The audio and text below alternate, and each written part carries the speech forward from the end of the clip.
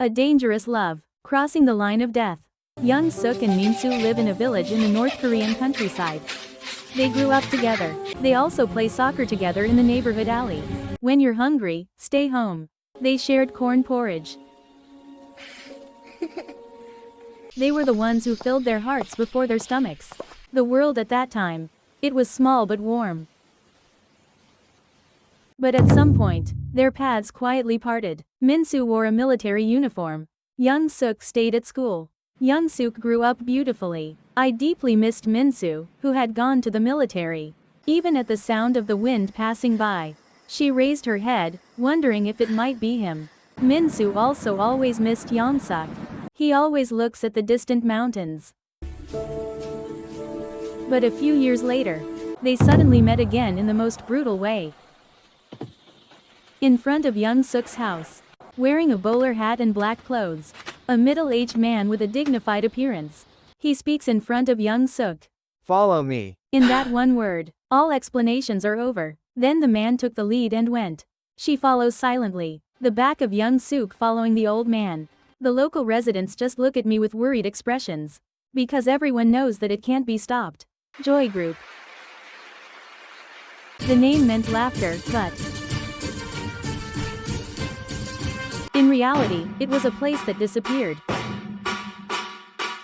Officially, it is called the 5th Division within North Korea. From an early age, they are selected through appearance and physical examination. When they get older, they are selected as draftees. The selection process is very rigorous and demanding. In middle and high schools across the country, it targets female students with outstanding appearance. Appearance, body, thoughts, even the past of family and relatives. Not a single flaw was allowed. With such a very strict standard, selected by the Communist Party. Why is Yeong-suk depressed? But the gloomy Yeong-suk did not cry. If she cries, she will be dragged away faster. That it affects even the family. Because she already knows and has learned. The black car door closed and the engine roared. At that moment, a low voice was heard from the front seat. Yeong-suk? Her heart. At that moment, her heart seemed to stop. When she raised her head, there was a man in military uniform in front. Kim Jong-un's bodyguard. A formal military officer with a cool gaze. But in the deep places of those eyes, there was definitely Min-su. He was driving. Min-su, who grew up in the same rural alley. Min-su, who played soccer with us and got covered in mud. The Min-su she had longed for so much was right in front of her. But Yeong-suk can't say anything. If she had said just one word, everything would have fallen apart.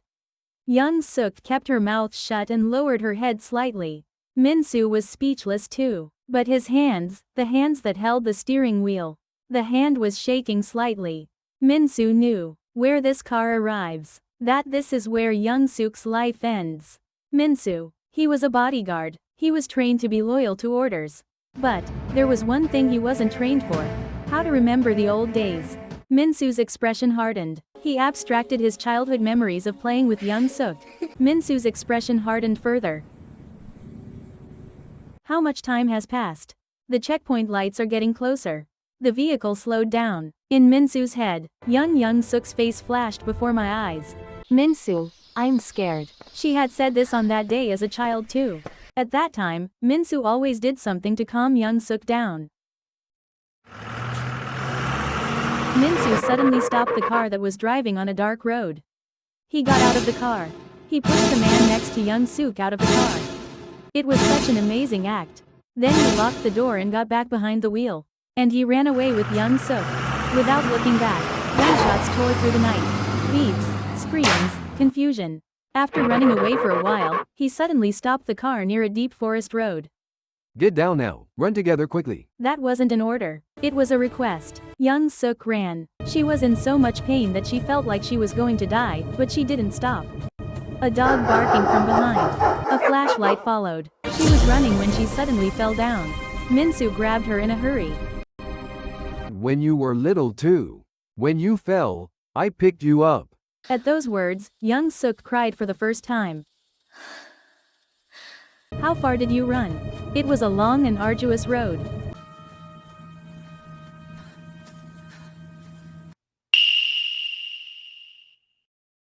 finally arrived at the Tumen River. The river was frozen. The moonlight was too bright. Step by step, carefully moving forward. The ice cracked as if it were crying. At that moment, Yeong-suk's foot slipped. The cold water pulled at her body. She was breathless. At that moment, Min-su didn't hesitate. He quickly lay down on his own body and pulled her into his arms and lifted her up. Yeong-suk, just like back then, trust me. When she crawled onto the ice, the two were silent. Just the fact that we lived together. Because it was enough. The two's escape was a series of life-threatening incidents. The moments when they almost died kept repeating themselves to them. They didn't give up, because they already knew that a light of hope was shining. How much time has passed? On the plane to South Korea, Yeong-suk looked out the window at the South Korean land. Her tears wouldn't stop. When I arrived at Incheon Airport, she just looked at the floor and cried endlessly. Min-su, are we really here? Instead of answering, Min-su. He nodded. At that moment, for the first time, Yeong-suk. She said her name clearly. I am Yeong-suk. Yeong-suk, not anyone's. Neither is it the country's. My own name, Yeong-suk. A few months later, Yeong-suk worked at a small cafe. People, they didn't order her to smile. But she was full of smiles. Min-su is not a bodyguard. He was sitting next to her as an ordinary young man.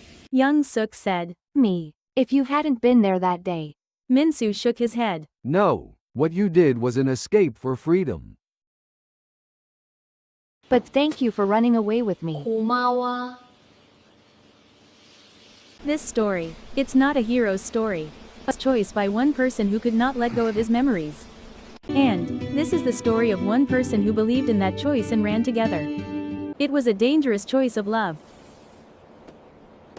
But love always faces another dangerous test. Yeong-suk changed in Korea. The next story is in part 2.